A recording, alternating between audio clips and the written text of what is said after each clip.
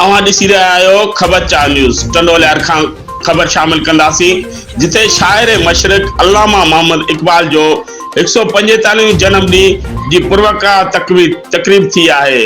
तकरीब एंजलवर high school में थी जिथे शागिर्दनि ऐं शागिर्दाणियुनि वॾे अंग में शिरकत कई।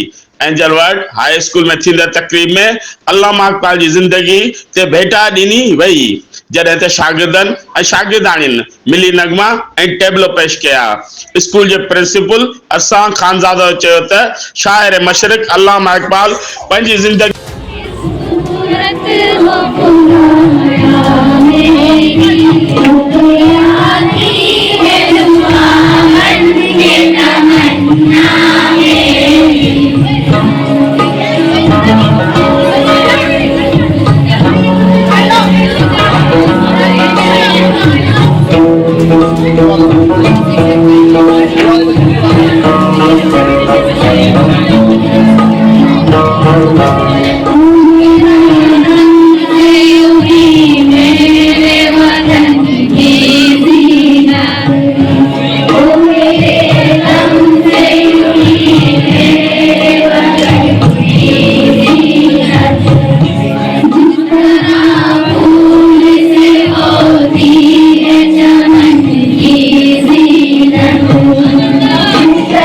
ॾिठो उन जी तहबीर में असांखे आज़ादी मिली आहे। हुन चयो त अॼु असां आज़ादी सां ज़िंदगी गारे रहिया आहियूं।